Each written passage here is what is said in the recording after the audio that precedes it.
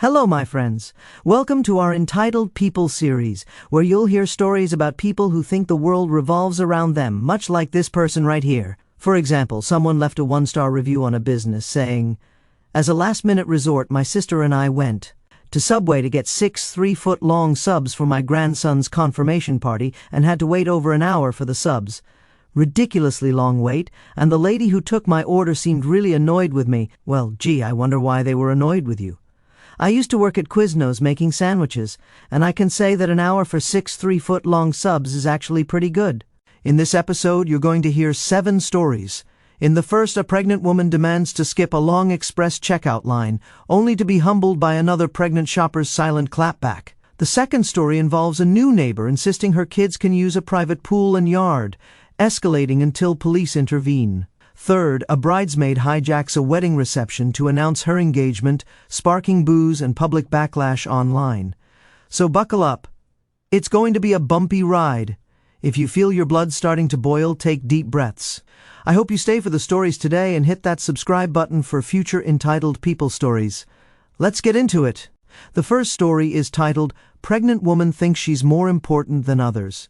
A few years ago, I was shopping with my mom in a supermarket. All the other checkouts were full, so we proceeded to the express checkout line. This line is for older people, pregnant women, or those with disabilities.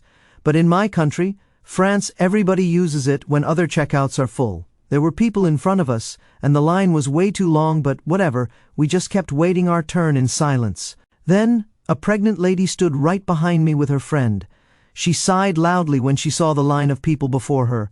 1 minute later, she counted the people loudly. 2 minutes later, she loudly complained about the fact that this was the express checkout line, so there shouldn't be so many people. 3 minutes later, she complained again to her friend, saying that since she was pregnant, she should pass in front of all of us. I glanced over my shoulder at her, and she gave me an evil glare. So, I turned to face her, revealing my big, fat 8-month baby bump. I put my hand on my stomach and gave her an annoyed smile. She looked away, full of shame, I guess, and her friend looked embarrassed. I didn't hear anything after that. She stopped complaining, and I was finally able to wait for my turn in silence. Guys, I would have paid money to see that lady's face right when the original poster turned around and showed she was pregnant too, and not complaining about a darn thing. Well played, AP, well played. This next story is titled, "Your Yard is Now Our Park." My partner and I purchased the house next door to my best friend. I had lived with him for close to a decade when his kids were babies, so they viewed my house as an extension of theirs and were in and out all day, every day. I have a more flexible schedule than he and his wife, so I have their kids in the mornings after school and on days off from school. I had a pool in my yard, and because my friend's kids were still little, I installed a retractable cover and made sure it was locked so they couldn't open it. My friend's yard had one of those wooden fort, climbing wall, and swing set deals, along with a large sandbox. Throughout the year, we spend most evenings outside grilling, drinking, and watching the kids play, swim, or do whatever. One summer day, I came home from work a little earlier than usual and started to prep for dinner. I heard a knock on my back door, which was odd since my buddy's kids never knocked. I went to see who it was and discovered a mom I'd never seen before with 2 kids who looked maybe 5 to 7 years old. As I opened the door, she told me that her kids needed to use the bathroom and that I needed to come out and get the cover off my pool. I was confused and asked her to repeat herself. She said her kids needed to pee, and they were hot and bored with playing in the sandbox, so I needed to open my pool. I asked her why she was in my friend's yard and what made her think her kids were welcome to swim in my pool or use my bathroom for that matter, as it's not a public park. She got really angry and told me she had moved into the house behind us. She said she had watched my buddy's kids come over all the time, and I opened the pool for them. She insisted that since I was willing to open the pool for the kids next door, I should also open it for the children who lived behind me. I tried explaining the relationship between my best friend's family and mine. She claimed it didn't matter that I've known them since birth and practically helped raise them. I just needed to get to know her kids too, and that would be okay. I told her no and closed the door on her. She spent a while knocking and fussing at me through the window. When I still didn't react, she had her kids pee in a planter on the side of the patio. She then took her kids back to my friend's yard to play on the swings. I texted my friend to let him know what was going on. Right at that moment, he was letting his 300-pound Newfoundland dogs out into the yard without noticing the unwelcome visitors. The mom started shrieking and climbed up into the fort, leaving both kids on the swings. She demanded that we put the dogs inside and asked how my friend dared let his dogs into his own yard when her kids were clearly playing there. He told her to get out and called the police. When the cops arrived, she put on a whole waterworks show, claiming her kids were just looking for friends and that my buddy's kids were somehow bullying her kids, even though they'd never met. She also said he invited her over just to let his dogs attack her children, blah blah blah. They eventually moved her back onto her own property, and later came back to tell us they'd warned her not to come back. She lived in that house for almost a year before she and her husband divorced. During that year, I had to replace the lock on the pool cover controls 3 times, have a fencing company remove a gate at the back of the property, meant to let the lawnmower through, and eventually pay a security company to check on the yard any time we were going to be away for more than a few hours. We found her and her kids in our yards repeatedly, but she'd leave when we got home. What finally resolved the issue was my partner catching her in the pool. She told him she knew the man who owned the house and that he said it was okay to swim. He told her he was married to the man who owned the pool and that it was not okay to swim. She apparently had a bad reaction to realizing she was letting her son swim in what she called alligator water. We did not see her again after that. If I were the original poster, I'd start going through her backyard all the time and borrowing whatever she had outside. I mean, it'll be fine once she gets to know me, right? The next story is titled, Bridesmaid Wants to be the Center of Attention at the Reception. She gets it in the worst way possible. Back in January 2020, before the world changed, I was invited as a +1 to a wedding. My friend Jen, not her real name, asked if I wanted to go to her cousin's wedding. Since her cousin, the bride, is a great person but not comfortable in big crowds, Jen needed support. I was told it was a 250-person wedding. I had nothing planned that day, plus it was free food and cake, and Jen is my friend, so I agreed. The wedding went great, in my opinion, as well as any wedding can be when you don't know the bride or groom. The officiant went through their speech, the bride and groom exchanged rings, families cried, and the two were married. Happy times. The ceremony finished without a hitch. It was at the reception where things got messy. The reception was held in a park lodge overlooking a frozen lake. Dinner was served, and Jen and I made conversation with the people at our table. Then came the clinking of glasses. The wedding party was going to make their speeches. Since there were about 250 people, there was a microphone so everyone could hear. The groomsmen and bridesmaids made speeches about how they knew the groom and bride respectively, until it came to one of the bridesmaids, whom I'll call Kaylee. Kaylee's speech started fine, how she knew the bride, how happy she was, and how lovely they were together. So far, so good. But here's how she ended it, or at least how I remember it. I am so happy for the two of them, and because we're here, I wanted to let everyone know something great. She paused for dramatic effect and then said, My boyfriend proposed last night, and I said yes. We are getting married. There was silence after she said this. Kaylee probably expected a cheer or congratulations, but instead, silence. As I looked around, there were looks of anger and contempt at the bridesmaid who was trying to hijack the reception. I'm pretty sure everyone had the same thought. Who the heck does this woman think she is? Kaylee continued, saying, So get ready to mark your calendars. She added a little giggle as if she'd made a funny joke. Nobody laughed. Then, all heck broke loose. The guests started booing Kaylee, and some were throwing napkins and dinner rolls at her. She started crying, asking why people weren't happy for her, until she was escorted out by who I assume was her fiancé. The bride and groom disappeared as well, while the event staff cleaned up the mess. The bride and groom came back and apologized for the disruption, stating that neither of them condoned her announcing her engagement and would like to get back on track. Once dinner was done, there was dancing and cake cutting, and soon all was forgotten. I'm happy to have gone, if only for the fact that I have a great story to tell, but it doesn't end there. Kaylee apparently wanted the last word. According to my friend who heard it from her cousin, Kaylee posted about it on social media. Her post said, I was at the wedding of one of my dearest friends, celebrating love, and I was kicked out. Her and the groom's families threw stuff at me. I've never been so scared in my entire life, and the bride and groom couldn't even bother apologizing to me for what their family did. I'm going to have to reevaluate my friendships. Initially, she was getting sympathy from her followers. However, someone from the wedding party posted a video of her announcing her engagement at the reception. That's when public opinion turned on Kaylee. Accusations flew about how she could announce her engagement at someone's wedding, calling her an attention seeker. They were out for blood.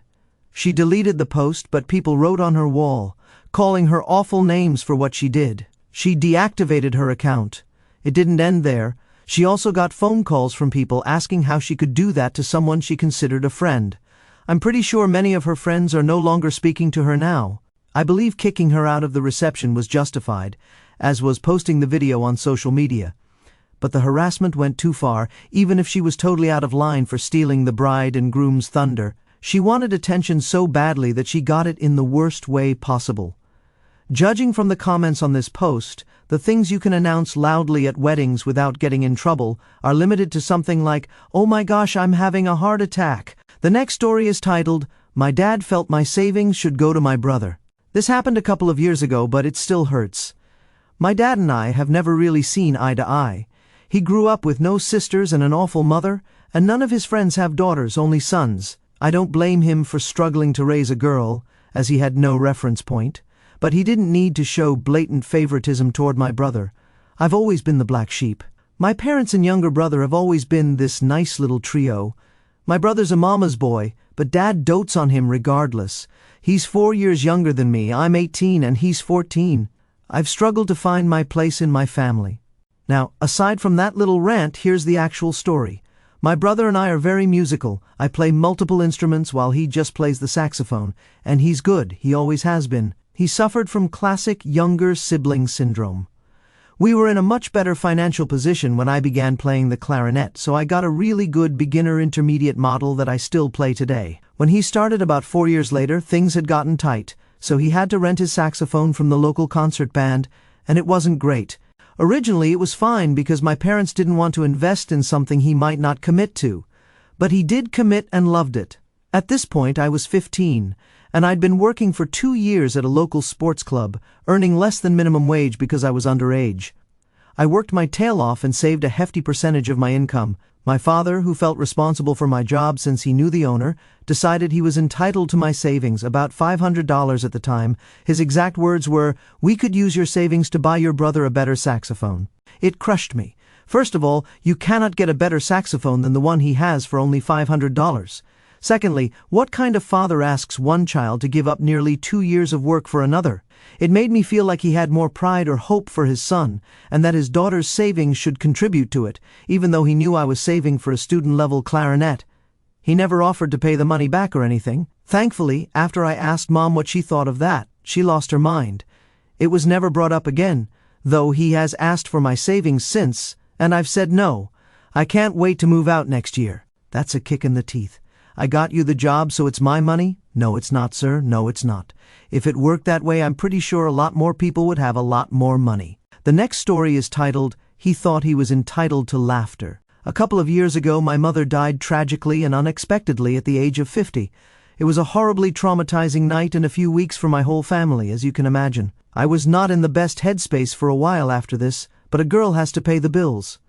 So, after 2 weeks off, I went back to one of my jobs at the grocery store. It was my second shift back, and I was working the register around 7 at night. A middle-aged man and his 10 or 11-year-old son came through my line. The man started out fine, but then he proceeded to wink at me and make a stupid joke. For the life of me, I can't remember the joke. It was something anyone in the service industry has heard hundreds of times, something like, "Oh, it isn't ringing up, it must be free." What I do remember is that I was at the end of my 8-hour shift and still emotionally decimated. I didn't laugh, I just nodded, gave a half smile, and continued ringing up his groceries. The silence that followed his joke was deafening.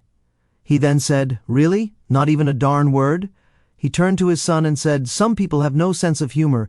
Don't even try with them. That's why they work places like this." I felt bad for the son, who will grow up being just as toxic. I wish I had turned to the son and said, "Ugh, some people like your dad tell stupid jokes that they think are funny, but they aren't, and then they expect others to laugh. Don't be like him."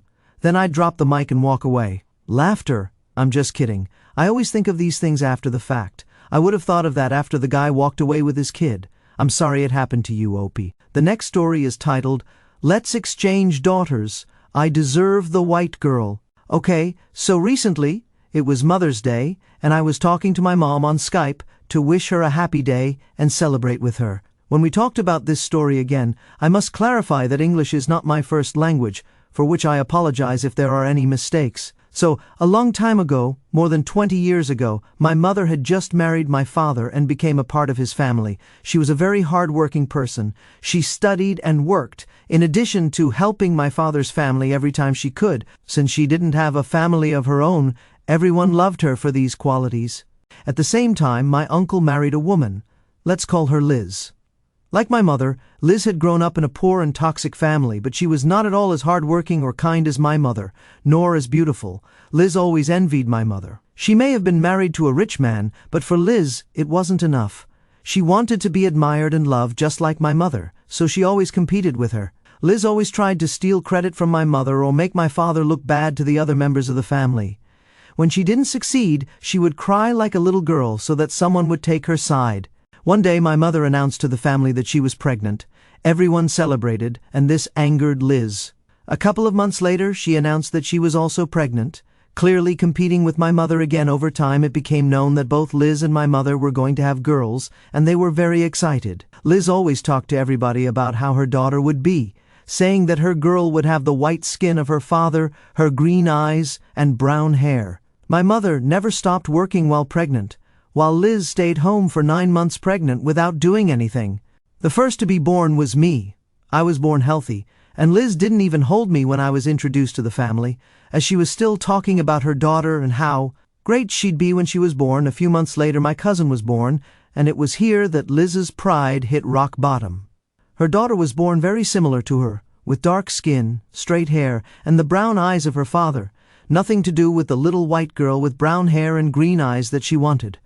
But my cousin was beautiful. When my mother would bring me to Liz's house, she'd always leave me with my cousin in the crib while she had coffee with my aunt and Liz. My mother noticed how Liz paid a lot of attention to me, how she always approached the crib and tried to play with me, ignoring her own daughter.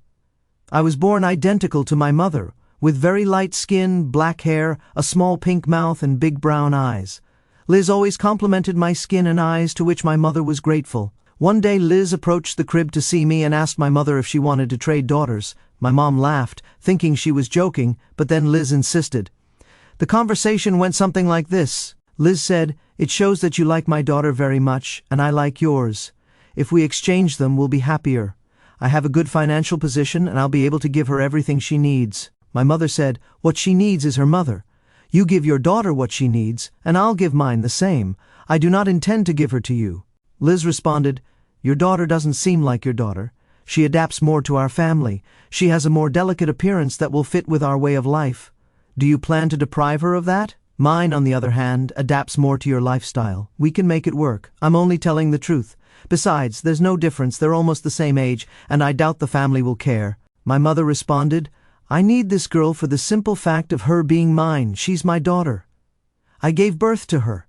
Liz then said, "You plan to deprive that girl of a comfortable and happy life just because of your selfishness. We can provide a better life for her. What kind of mother are you? Anyone would be happy to exchange children with me." My mother, already angered by this, ended up screaming at her. My mother and I left the house, and for a long time she didn't let Liz see or visit me for fear that Liz would try to steal me. Liz believed that she deserved a white daughter because, according to her, it suited her status more, and that my mother was selfish for not wanting to exchange.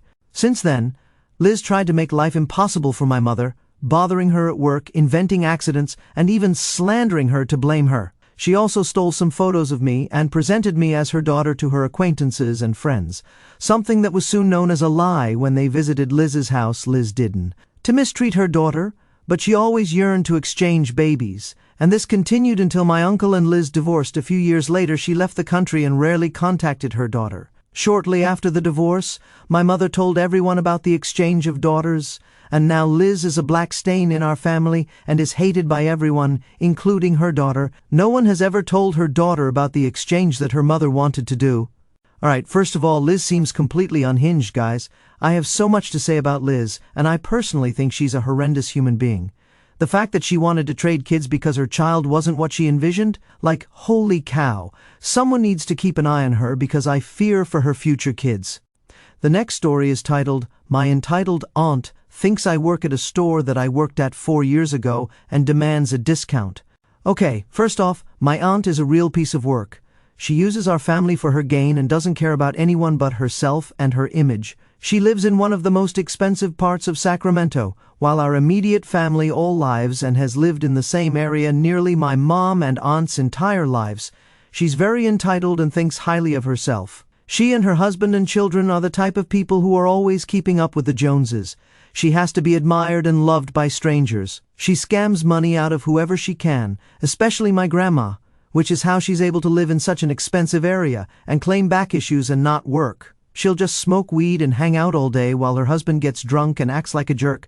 With that out of the way, let me tell you what happened Friday afternoon. I'm the semi-black sheep of the family. I mean, I'm not mean, I'm not rude, I just don't socialize much with my family because I know they really don't like having me around. So no one ever calls or talks about me in terms of how I am or how I'm doing. So I was surprised to get a phone call from my aunt. I didn't know the number, and I didn't know at the time how she got my number, but I was waiting on a call from my doctor, so I answered without a second thought. I answered, hoping it was my doctor, but I heard my aunt's voice.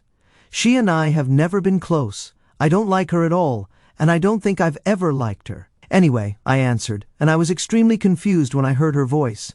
She tried to sound all sweet and nice and said, "Hey, how you doing? Grandma says you're sick." I replied, "Yeah, I am." She was quiet before she got to the point of why she was calling. "Well, you still work at Party Town, right? My grandson needs a costume for Halloween. I want a discount, or can you sneak one out for me?" I kind of just sat there thinking, is she serious? Did she really just say that? Did she just ask me for something that I cannot do if I wanted to, or ask if I could steal? I said, "What, are you high?" "I don't work there. I worked there 4 years ago for like 2 months. And why would you think I would give you a discount or steal for you, of all people?" My aunt let out this weird sound and started saying something like, "Don't be selfish. Your cousin needs a costume for her son. He's only 3 years old. Are you really going to be a jerk and not get him a costume?" After her little rage, all I could do was laugh. I had taken some pain meds for my knee, so I was kind of loopy and tired and thinking I was dreaming. All I did was laugh. I could hear my sticky-fingered cousin chime in, calling me selfish and saying she was going to get me fired for stealing. Somehow, they came up with the idea that I steal costumes from my teenage nephews at a job I don't work at because my grandma told them I worked there once 4 years ago during Halloween. She and my cousin were still yelling at me on the phone until I stopped laughing. My eyes were closed and I was on the edge of sleep. I told them I don't work there. I haven't worked there in 4 years. You guys can't stop coming up with scams and schemes long enough to get the facts straight before you call and harass people. That's all I remember before I passed out. I woke up Saturday morning with a stiff leg and missed calls and texts from my grandma and aunt. My grandma was apologizing and said she set my aunt straight, but an hour later my aunt called and said, "You can get grandma to lie for you, but I know you're being a selfish jerk, just like your mom, and you won't even help out the family." I just listened to her, trying to stretch my leg, and let her go on. She said, "I'm going to be in later today for my grandson's costume, and it better be half off or free." I would love to see that. But even if I could stand to walk or be in public, I don't care enough to watch her humiliate herself or try to belittle a seasonal employee. I feel bad for the kid, but my aunt is such a piece of work and she's hurt my grandma too much for me to even consider helping her or my cousins. Guys, I have an aunt like this in my family. She's not anywhere near as bad as OP's aunt, though. But back then, she'd always suggest that I work places so she could get a discount. She'd be like, "Oh, hey, you should work at Best Buy so you can get me some good deals on TVs," or, "Oh, hey, you should work at Honda so I can get a discount on a car," or, "Oh, maybe you should be president so I can save money on taxes." After reading these stories, I've been thinking a lot about them. These are my thoughts on the stories. Story 1. Pregnant woman thinks she's more important than others. I found this story both amusing and frustrating. The pregnant woman's entitlement, loudly complaining about the express checkout line, was out of line, especially assuming she deserved priority over others. The twist where the narrator revealed her own pregnancy was brilliant, a perfect non-confrontational way to shut down the complainer. I admire the narrator's restraint. I'd have been tempted to say something snarky. It's a reminder that entitlement often stems from a lack of self-awareness, and I bet that woman's face was priceless when she saw the narrator's baby bump. Story 2. Your yard is now our park. This story made my jaw drop. The audacity of the new neighbor demanding access to the narrator's pool and bathroom as if it's a public park is unreal. I'm baffled by her logic. thinking her kids are entitled to the same privileges as the narrator's best friend's children, despite no relationship. The escalation with the dogs and her trespassing repeatedly shows a complete disregard for boundaries. I'd have been livid installing new locks and security measures. Her final excuse about alligator water was absurd, revealing her prejudice. I'd have been tempted to confront her more aggressively, but the narrator handled it with more patience than I could muster. Story 3. Bridesmaid wants to be the center of attention. Kaylee's announcement at the wedding was a cringe-worthy display of attention-seeking. I felt second-hand embarrassment reading about her expecting cheers for hijacking the bride and groom's moment. The guests' reaction, booing and throwing napkins, was harsh but understandable. She crossed a line. I agree the harassment went too far, but her social media post whining about the consequences was tone-deaf. I'd have advised her to apologize sincerely, not double down. Weddings are sacred, and I think she learned that lesson the hard way. Story 4. My dad felt my savings should go to my brother. This story hit me hard. I felt for the narrator, working tirelessly to save for a clarinet, only for her dad to demand her savings for her brother's saxophone. It's heartbreaking to see such blatant favoritism. I'd be crushed if my efforts were dismissed like that. The mom's intervention was a relief, but the dad's entitlement left me angry. I'd have confronted him about fairness, though I understand the narrator's choice to avoid conflict. It's a stark reminder of how family dynamics can wound deeply, and I hope she finds peace moving out. Story 5. He thought he was entitled to laughter. I empathized with the narrator's emotional exhaustion after losing her mother, making the customer's behavior even more infuriating. His joke wasn't funny, and expecting her to laugh while belittling her job was cruel. I'd have struggled to stay professional too. His comment to his son was toxic, and I wish I could have told the kid not to emulate that entitlement. The narrator's restraint was admirable. I'd have been tempted to snap back, though her half-smile was probably the best response under the circumstances. Story 6. Let's exchange daughters? I deserve the white girl. Liz's suggestion to swap daughters is one of the most shocking things I've ever heard.